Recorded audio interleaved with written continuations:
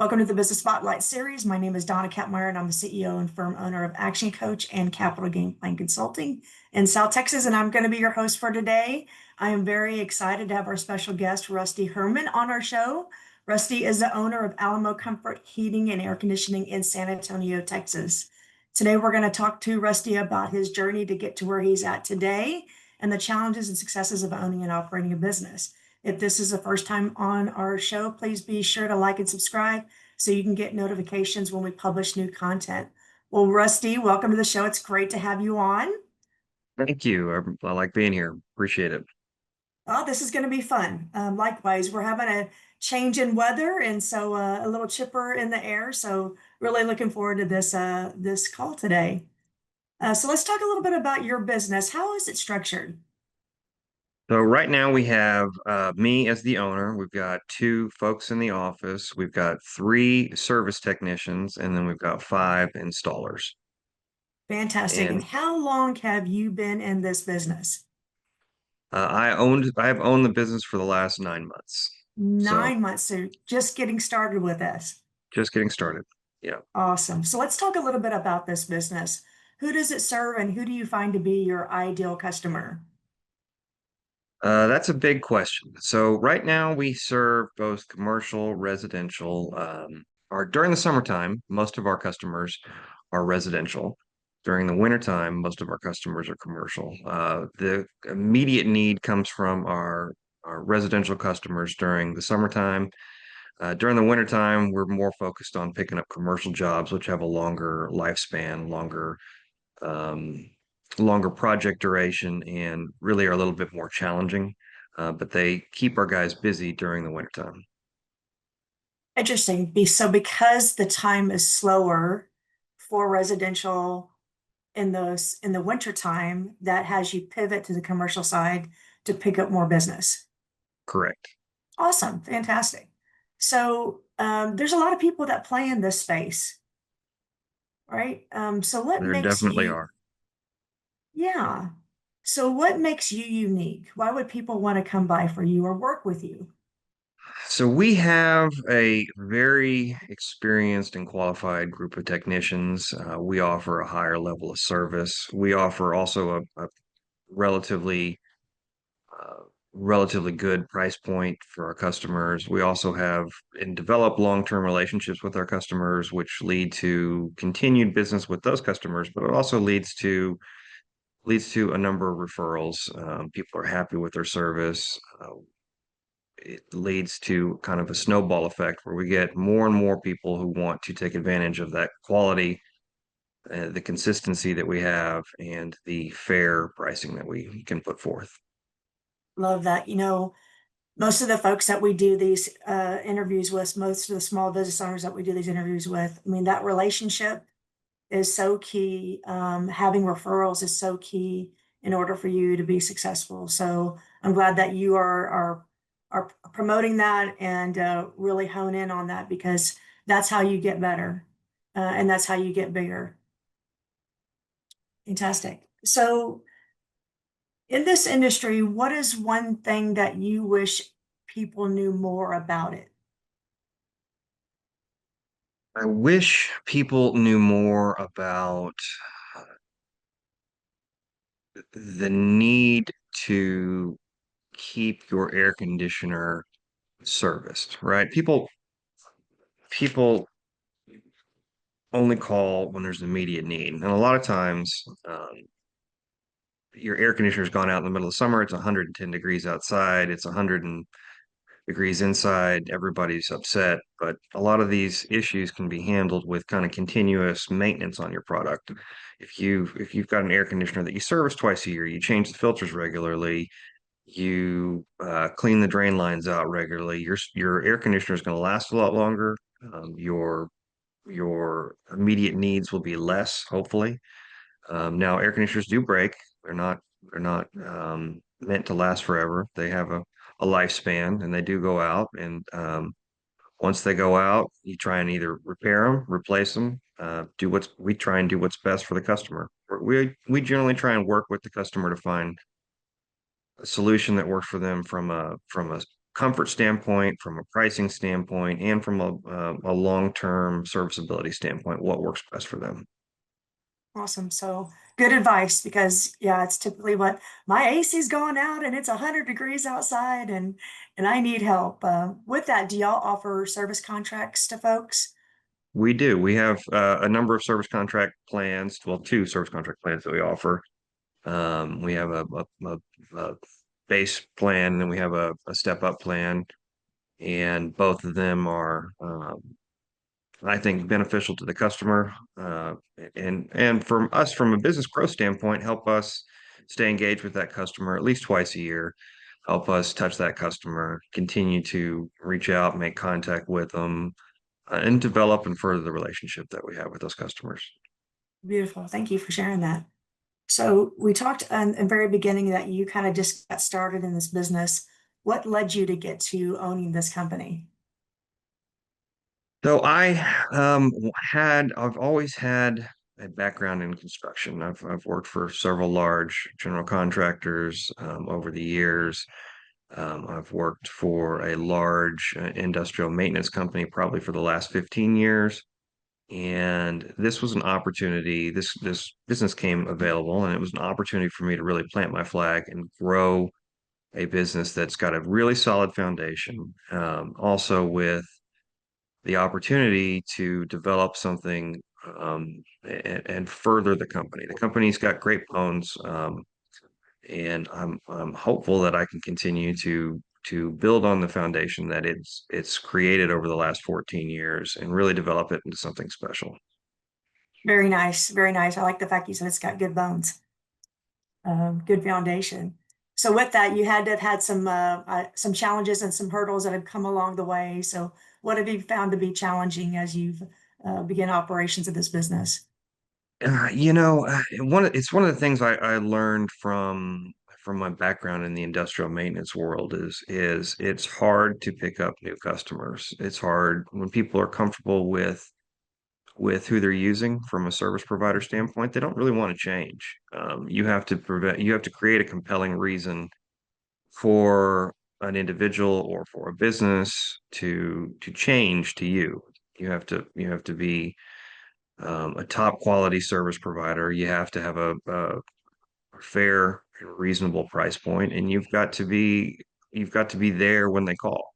You can't afford to waste time handling customers' needs, particularly customers if you're trying to develop new customers. So we try to we try to we try to exercise those tasks when we can, but it's a challenge to always pick up new customers. We get a number of customers who call saying they're dissatisfied with their current service provider, and I'm sure we've lost some too as well. We're not perfect, um, but we try to continue to pick up new customers on a regular basis. But it is a very hard process to convince people to change. Heck yeah. Yeah, change is tough.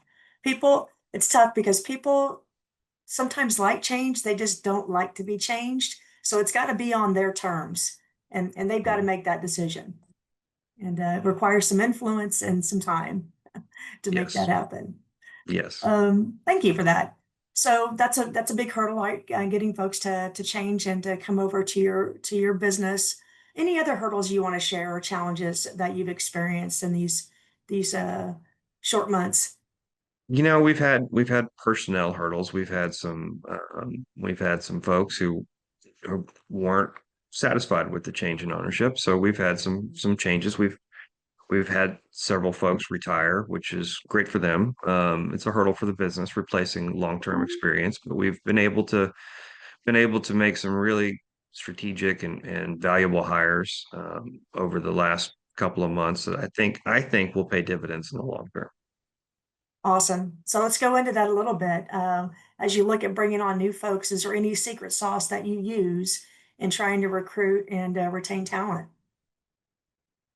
I mean, I think the first thing you look at is you look at contacts that your existing folks have to see if there's anybody out there who fits what you need that we're aware of. That way, we've already got somebody who's got a known quantity that we can take advantage of. We haven't haven't had the luck to have any of those fit with us yet.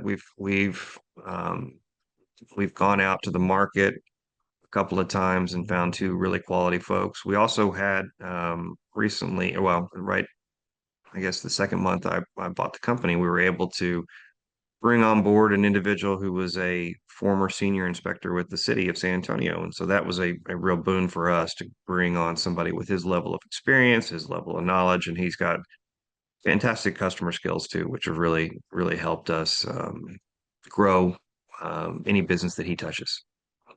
Beautiful, beautiful. They say you experience the effects of a bad hire for a long time, and you experience the effects of a good hire for a long time. And if you invest in the right people in the beginning, it's going to pay dividends. So well done on that. It's fantastic. So Thank you. let's talk Thank you. about fast forward in time. New to ownership, but there's transition, right? Some people leave, you get new people excited about coming on board. Where do you see this business in the next 3 to 5 years? I hope this business grows from a revenue standpoint and from a personnel standpoint every year. I'm hopeful to achieve at least 5 to 10% growth year over year. It's going to be challenging. I get it. And that we've got goals to find a way to grow. That's going to require bringing on more folks. It's going to require having a more robust management team. It's going to require us bringing on a number of new folks out in the field. And there's going to be capital investments that we're going to have to make as well. We're in the process of getting through our first summer with me and the leadership. And so we're going to hopefully over the next couple of months assess how the first year went, what changes we need to make, and what plans we have going forward. We still want to grow. We want to find a way to do it. We want to be smart about it and strategic about it. Beautiful. Anything that you want to share with the audience about what that planning and that strategy looks like for you and how you approach it? Right now, I'm looking at finding ways to develop lead generation from a residential standpoint. Um, Things that can during the summer continually keep us busy. We've picked up some work from a number of referrals, as I said. We've also picked up some property managers as well. Those sorts of things kind of continually keep us busy. And I'd like to find a way to grow more into the commercial service side as well. During the summertime, we've had a couple of new accounts that we picked up over the summer, and I think those can be productive, long-term, healthy relationships for us, which we can grow, and then hopefully find a way to leverage those into more future, better contacts. Beautiful. Well said. I'm looking forward to that journey and watching you with that progress on achieving that. When you think about success, are there any individuals that you find that you go to or you have looked to as mentors or books you have read that really help you in your journey to have gotten you where you are today and where you want to go to moving forward? Got a couple of mentors that I've developed over the years, guys that I've worked with, particularly from the industrial maintenance world, guys who were out running large maintenance divisions for this maintenance contractor that I work for. That I regularly pick their brain on management side, on estimating, on ideas which can help manage the folks that I have, and then they do have some also beneficial. They've had some beneficial advice on finding the right folks. Those sorts of things have helped. Now, quite frankly, I haven't had a whole lot of time to read anything in the last 9 months, so I haven't. I have a series of books sitting on my library account waiting to be read that I just haven't had a chance to get to. Is there any one go-to book that you can recall and share and say, you know what, if you would recommend a book for anybody watching this who's a small or mid-sized business owner to read, what would that be? You If anything know, come to mind. one of the one of the things that I've always looked back on it, and I don't necessarily, the book wasn't the greatest book in the world, but one of the lesson that I got out of it was, um, it was Rich Dad Poor Dad, and one of the things that I got out of it was making your money work for you, and developing this company and finding ways to really spend your money in influential ways to help grow the company. Good, smart, sound investments. We've got, we've always got challenges, and where's the right place to spend our money. And one of the things that I've kind of fell back on, a lesson and this is a book I read a number of years ago. Just thinking about how to really truly make a smart, sound investment that allows your money to work for you, as opposed to money that just kind of goes out the door, is spent money, sunk cost money. So It's kind of funny you mentioned that book. I had the opportunity, we had a conference, BizX conference, and Sharon Lechter, who was co-author of that book, happened to be there, and I got to spend 2 days with her a couple of weeks ago. And she had mentioned about, in order to be wealthy, you need 8 revenue streams, 8 ways to generate income. And it was like, so counting how many ways are you bringing money to yourself. Right. And so thank you for hitting on that, because it's a great lesson. And so many folks are relying on just a paycheck, or even as a business owner, it's just that maybe if they get a paycheck, right, if they're lucky at the end of the day, they get a paycheck out of it. But the importance of really looking at all of those opportunities and where to go to, where that money is coming into you, right, instead of it going out and not returning back. So thank you for yes. sharing that. Rusty, is there anything else that you would like for our audience to know about you, or to know about Alamo Comfort? Anything you want to brag about or talk about, or I'm really happy with the way the summer ended up. It was a challenging summer across the HVAC world in general. From what I'm hearing from our suppliers, everybody across the board was down. Everybody from Train to Rude to Daikin, everybody was down 10 to 20% on their sales this year. hmm, Whether it was the economy, whether it was the weather. Certainly in San Antonio, we experienced a much cooler summer than we usually have. I mm-hmm. don't say it was cool, but it was a cooler summer than we've had. And so that affects the HVAC world directly. It affected us directly, and it certainly the challenges with the tariffs and the increased costs that have affected our ability to go in and offer a low value option to folks, um, or a high value at a low cost option for folks, has been challenging. But we've found a way to adjust. We've maybe slower than I'd like, but we've adjusted how we do business. We've adjusted the offerings that we have to customers, and we've really found a way to pivot over the course of the last couple of months to continue to find a way to grow, to continue to find a way to offer a high value service for our folks. And it's been a challenge, but it's been a fun challenge to undertake. And I'm glad that I've got a great team, a great management team in the office, and a great group of folks out in the field to help service our customers. So I think the future is bright for this company. I think the immediate future is really looking up. We're hopeful to find a way to drive growth into the next quarter and into the next summer, and position ourselves well to really service our customers well, and take advantage of the leadership, take advantage of the experience that we have, and continue to drive revenue, continue to drive growth, and then continue to provide that quality service. I don't want to sacrifice the service growth.